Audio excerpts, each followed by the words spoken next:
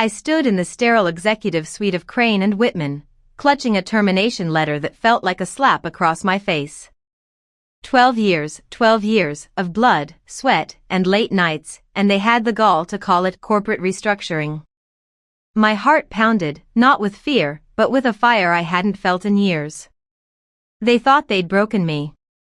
They thought I'd slink away, tail between my legs. Oh, how wrong they were. I'd known this was coming for weeks, and I'd been plotting my comeback ever since. As I walked out of that glass tower, I wasn't just leaving a job. I was setting the stage to burn their empire to the ground. Let me back up. I'm Grace, former senior strategist at Crane and Whitman, a firm I helped build into a powerhouse. I started as a junior analyst, fresh out of college, and clawed my way up through sheer grit. I was the one clients trusted, the one who turned chaos into profit. But 3 weeks ago, I overheard something that changed everything. I was grabbing coffee in the executive lounge when I caught two partners whispering. Grace is too good, one said. She's a threat. The other chuckled. Then we eliminate the threat. My stomach dropped, but my mind was already racing. They wanted me gone? Fine. I'd make them regret it. That day, I started planning. First, I locked down my network. Over the years, I'd built relationships with everyone who mattered, clients, competitors, even a few regulators. I didn't cry or beg, I'm not that girl. Instead, I met them for coffee, dropped hints about new ventures, and watched their eyes light up. By the time that termination letter hit my hands, I'd already nudged half a dozen key clients away from Crane and Whitman. They didn't know it yet, but their cash cows were about to bolt. Back at my apartment, I kicked off my heels and poured a glass of red. My dining table looked like a war room, papers everywhere, financial projections, a logo for my new company, Paragon Consulting. The name says it all. I'm not here to play small. Paragon's going to be everything Crane and Whitman isn't, lean, fierce, and unstoppable. I sipped my wine, staring at the city skyline through my window. Their shiny office tower glowed in the distance, mocking me. I smirked. Enjoy it while it lasts, boys. My phone buzzed.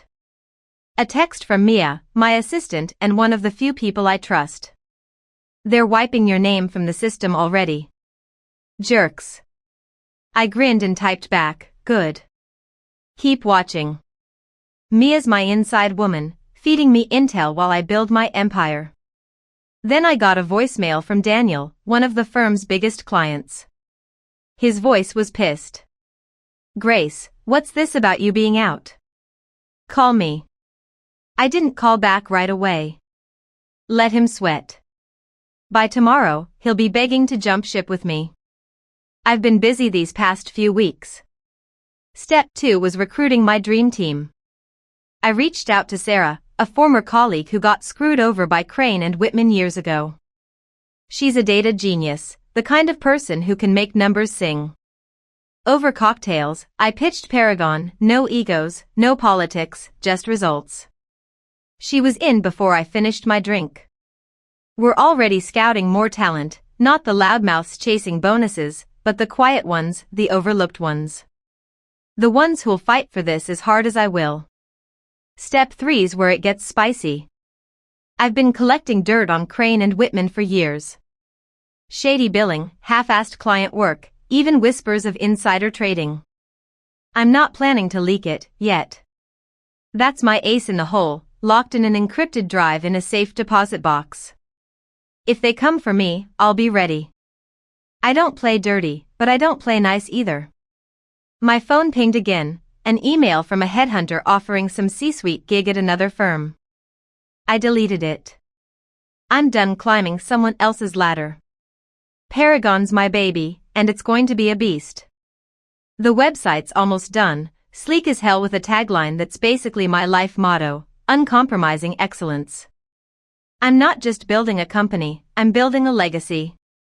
As the sun set, I sat at my table, laptop open, typing an email to Sarah about our next moves, locking in an office lease, prepping client pitches, hiring our first analyst. The city sparkled outside, a jungle I'm ready to conquer. Crane and Whitman thinks they've won, but they've only unleashed me. They'll see my name again, on contracts, in their clients' inboxes, in their nightmares. And when they realize what I've done, it'll be too late. I raised my glass to the skyline, a grin spreading across my face. To Paragon, I said. And to making them choke on their own game. I sat in the corner booth of a dimly lit cafe, the kind of place where deals are made over overpriced lattes and nobody asks too many questions. My heart was racing, not from nerves, but from the thrill of what I was about to pull off. Across from me was Vanessa, CEO of Horizon Strategies, Crane and Whitman's biggest rival. She leaned forward, her sharp eyes locked on mine, waiting for me to drop the bomb I'd hinted at over the phone. I didn't make her wait long. I own the rights to 3 proprietary analytics tools, I said, sliding a folder across the table. Developed on my own time, off company servers. And my team? They're coming with me. Vanessa's eyebrow shot up, and I knew I had her. Crane and Whitman was about to choke on their own arrogance, and I was just getting started. Let me catch you up. I'm Grace, the ex-senior strategist Crane and Whitman thought they could toss out like yesterday's trash. They fired me last week, citing restructuring, but I'd seen it coming. I'd been planning my revenge for weeks, and now I was in the driver's seat. Step 1 was securing my network. Clients were already wobbling, thanks to my subtle nudging. Now, step 2 was about to hit Crane and Whitman where it hurt, their innovation pipeline and their talent. The folder I handed Vanessa was my ace.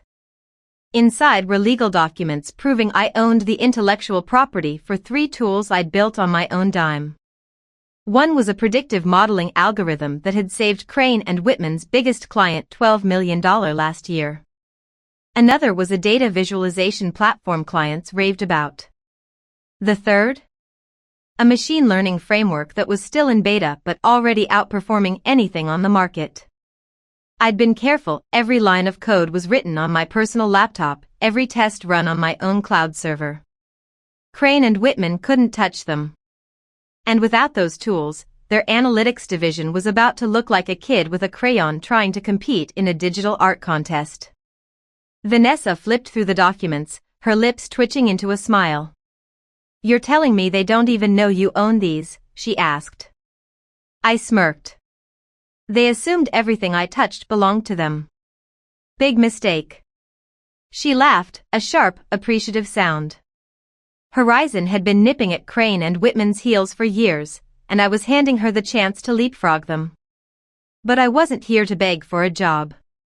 I laid out my plan. Paragon Consulting, my new firm, would license the tools to Horizon for a hefty fee and a strategic partnership.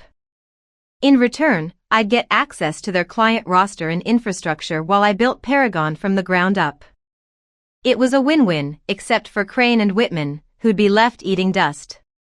The team was the other half of my play. Sarah, my data wizard, was already on board, and we'd recruited 4 others, analysts and coders who'd been undervalued at Crane and Whitman. I'd spent the last week meeting them in secret, pitching Paragon's vision, a place where talent ruled, not politics. They were hungry, loyal, and ready to jump ship. One of them, Javier, had even brought me a USB drive with copies of Crane and Whitman's latest project files, not stolen, just misplaced during a chaotic server migration. I didn't plan to use them, but having them felt like holding a loaded gun. Just in case. Back at my apartment, I poured a glass of red and checked my phone. Mia, my inside woman at Crane and Whitman, had texted, "Partners are freaking out. Daniel's threatening to pull his account." I grinned. Daniel, their whale of a client, had called me yesterday, practically begging to know my next move. I'd kept it vague, promising a meeting next week. By then, I'd have Horizon's partnership locked in, and Daniel would be the first client to sign with Paragon. Crane and Whitman's revenue was about to take a nosedive. I opened my laptop and pulled up Paragon's business plan. The numbers were tight: office lease, initial hires, marketing, but the Horizon deal would give me the cash flow to launch. I'd also started drafting a press release, teasing Paragon's debut without naming the tools or the team. Let Crane and Whitman sweat when they saw it. They'd realize soon enough that firing me wasn't a clean break, it was the spark that lit their downfall. My phone buzzed again. An email from Sarah, Javier's in. So's Priya. Contract signed. I fist-pumped the air. Priya was a coding prodigy who'd been stuck on grunt work at Crane and Whitman. With her on board, Paragon's tech stack was going to be a beast. I shot back a reply, scheduling our first team meeting. We'd work out of my apartment for now, but I was already eyeing a loft downtown, modern, open, the kind of place that screamed we're here to win. As I leaned back, staring at the city skyline, I felt a rush. Crane and Whitman thought they'd defeated me, but they'd only set me free. I wasn't just building a company, I was building a reckoning. They'd feel it when their clients bailed, when their projects stalled, when their precious tools vanished. And me? I'd be at the top, running Paragon, with Horizon by my side and a team that'd follow me into hell. I raised my glass to the twinkling lights outside. To making them pay, I whispered.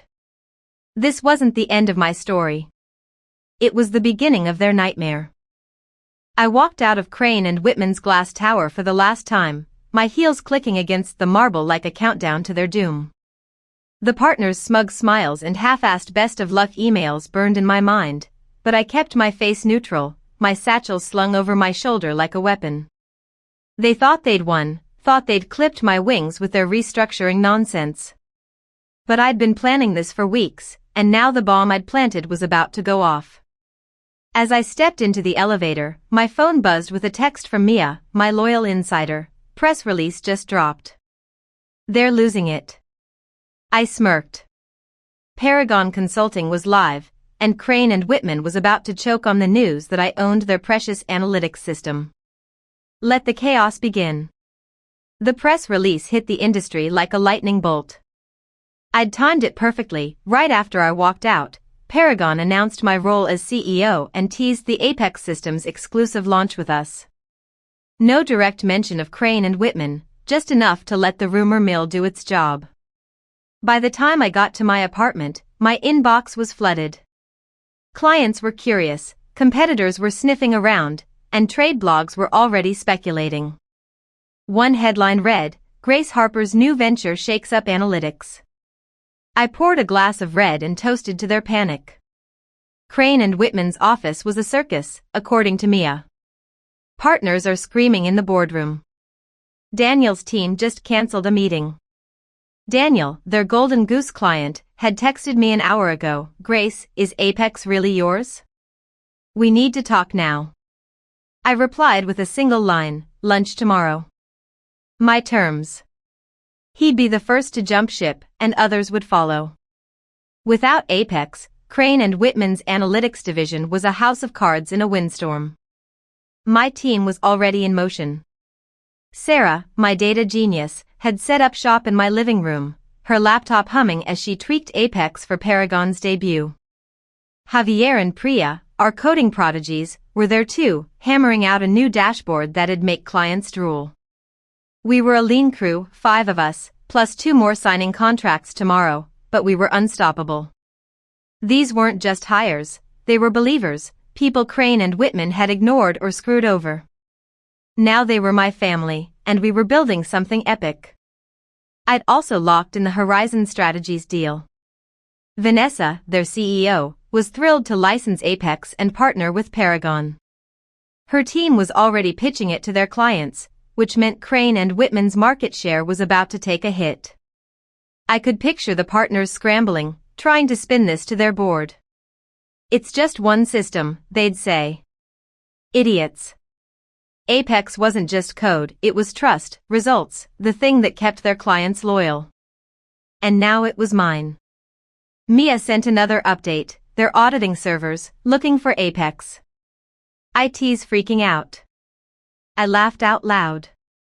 They wouldn't find a trace. I'd been meticulous, keeping every file off their network. All they had were outputs, reports and dashboards they couldn't replicate without me. I'd even left a little parting gift, a dummy file labeled Apex Backup that'd lead them on a wild goose chase. Let them waste their time. My phone rang.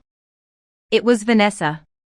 "Grace, you're a genius," she said, her voice practically vibrating. "2 of our clients already want in on Apex. Crane and Whitman's stock is dipping." I grinned. "That's just the start." We chatted strategy. Paragon would handle boutique clients, Horizon would take the corporate giants, and together we'd carve up the market. I hung up and opened my laptop, pulling up Paragon's website. It was live now, sleek and bold, with a countdown to our official launch. The tagline, "Uncompromising Excellence," felt like a middle finger to my old bosses. As the city lights glittered outside, I leaned back, wine in hand. Crane and Whitman thought they'd crushed me, but they'd only lit the fuse. My team was ready, my system was untouchable, and my clients were circling. I wasn't just surviving, I was thriving. They'd hear my name in every boardroom, see it on every contract they lost. This wasn't their victory lap, it was my takeover. I raised my glass to the skyline, the fire in my chest burning brighter than ever. To watching them fall, I said. The game was mine now, and I was playing to win. I stood at the window of Paragon Consulting's new downtown loft, watching the city pulse below while my phone buzzed non-stop with notifications. Trade blogs were screaming, Crane and Whitman hemorrhages clients amid analytics crisis. Their stock was tanking, their board was in chaos, and their partners were pointing fingers like rats on a sinking ship. Meanwhile, I was signing deals, locking in loyal clients, and building Paragon into the industry's new heavyweight. They called me dead weight when they fired me. Now, as Crane and Whitman publicly admitted I owned the Apex analytics system, they were eating those words. I wasn't just winning, I was rewriting the game, and it felt damn good. My morning started with a call from Daniel, Crane and Whitman's former golden goose. "Grace, we're done with them," he said, voice tight with frustration. "Apex is yours, and so is our business." I kept my tone cool, professional, but inside I was grinning. "Lunch tomorrow to finalize?" I asked. He agreed instantly. Daniel's company was Paragon's first major client, and 3 more followed by noon, all defectors from my old firm. I didn't have to beg, they came to me, drawn by Apex's track record and my reputation for delivering.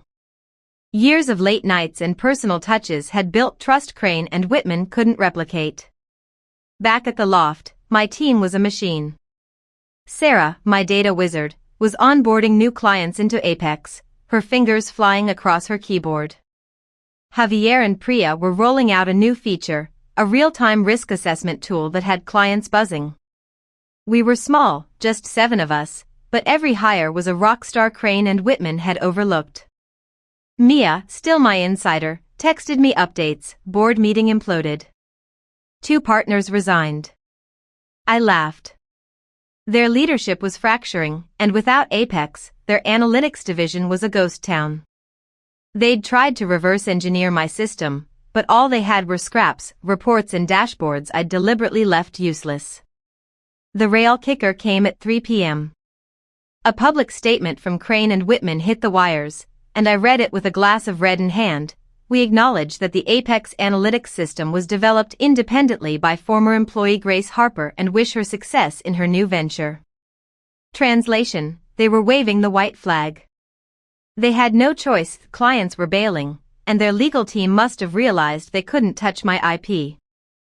I'd coded Apex on my own time, my own servers, and their audit turned up nothing. Checkmate. I forwarded the statement to Vanessa at Horizon Strategies, our partner. She called immediately, laughing. "Grace, you've got them on their knees." Our deal was paying off. Horizon was licensing Apex to their corporate clients, and Paragon was handling boutique firms, splitting the market like a perfectly carved pie. Vanessa's team had just closed a deal with a Fortune 500 company, and she credited Apex. "You're a legend," she said. I smirked. Just getting started. My phone pinged again, an email from a trade journal requesting an interview. I agreed, but only to talk about Paragon's vision, not to gloat. Let the industry connect the dots. Our website was blowing up with traffic, and our launch countdown was trending on social media. The tagline, "Uncompromising Excellence," was everywhere, a jab at Crane and Whitman's corner-cutting culture. I'd also secured a lease for this loft, open plan, modern, with a view that screamed we're here to stay. We'd move in next week, and I was already planning a launch party to flex our arrival. The best part? Protecting my relationships. I spent the afternoon calling longtime clients, not to pitch, but to check in. "How's the merger going?" I asked one. "Need help with the new regulations?" I asked another. They trusted me because I'd always delivered, and now they were bringing their business to Paragon. Crane and Whitman's impersonal, golf club schmoozing couldn't compete with that. One client, a small firm I'd saved from bankruptcy years ago, sent me a bottle of vintage Bordeaux with a note, "To Grace, the real deal." I teared up for a second, then got back to work. As the sun set, I gathered my team for a quick huddle. "We're not just building a company," I told them, looking at their determined faces. "We're proving what happens when you bet on the right people." They nodded, fired up. Sarah raised her coffee mug. "To Crane and Whitman's meltdown." We laughed, clinking water bottles and laptops. This was our moment. The morning kicked off with a call from a trade journal. "Grace, everyone's calling you the industry's new queen," the reporter said. I laughed it off. "I'm just running a company that delivers." But the truth was, the recognition was everywhere. Blogs, podcasts, even a feature in Forbes, "How Grace Harper Redefined Analytics." I didn't chase the spotlight, it found me because Paragon was killing it. We'd signed 10 new clients this month, including 2 Fortune 500 firms poached from Crane and Whitman's crumbling roster. Our partnership with Horizon Strategies was a goldmine, and Apex was the tool every exec wanted. I'd done what I promised, uncompromising excellence. Crane and Whitman, meanwhile, was a mess. Mia, my former assistant turned Paragon hire, kept me updated. They're laying off half the analytics team. Partners are suing each other. I didn't smile at the news, not exactly. It was sad, in a way, watching a place I'd poured my heart into destroy itself. But they'd made their choice when they fired me, and now they were living with it. Their latest earnings call was a disaster. Investors grilled the CEO about losing Apex, and his stammering non-answers tanked their stock another 15%. A leaked email from a partner admitted they'd underestimated Grace Harper's impact. Understatement of the century. Back at Paragon, our loft was alive. Sarah, my data genius, was mentoring a new hire, her laughter echoing as she explained Apex's quirks. Javier and Priya were demoing a new feature to a client over Zoom, their confidence infectious. We were up to 12 people now, every one a former underdog who'd been ignored or screwed over elsewhere.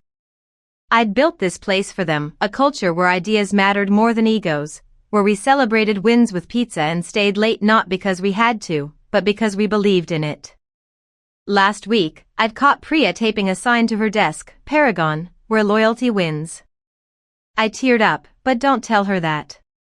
My phone buzzed with a text from Daniel, our first big client. "Just signed for another year. You're stuck with us, Grace." I grinned and replied, "Wouldn't have it any other way." Daniel's trust, like so many others, came from years of me going the extra mile, remembering his kid's graduation, solving his crises at 2 a.m. Crane and Whitman's golf course schmoozing couldn't match that. I'd spent the week checking in with clients, not pitching, just listening. "How's the expansion going?" I asked one. "Need a workaround for the new tax law?" I asked another. They stayed with Paragon because they knew I had their backs. An email popped up from a former Crane and Whitman colleague, one of the few who'd been decent. "Grace, can we talk? I'm out of a job." I sighed. Part of me wanted to say, you stayed on their sinking ship, but I wasn't cruel. I set up a coffee meeting. If he was a fit, I'd consider him for Paragon. We only hired people who got it, who valued the team, not just the paycheck. That's why we were flourishing while Crane and Whitman's survivors scrambled. As the sun dipped, I gathered my team for a toast. To us, I said, raising a glass of sparkling water, wine comes at the launch party. To building something real. They cheered, and Sarah yelled, to Grace, who showed em how it's done. I laughed, waving her off, but my chest swelled. This was my quiet triumph, not the headlines, not Crane and Whitman's collapse, but this room full of people who trusted me. We weren't just a company, we were a symbol of what happens when you bet on the right things. I'd proved I wasn't dead weight, I was the foundation they never deserved. I whispered to the skyline, to loyalty. Then I turned back to my team, ready for whatever came next. The industry was watching, and we were just getting started.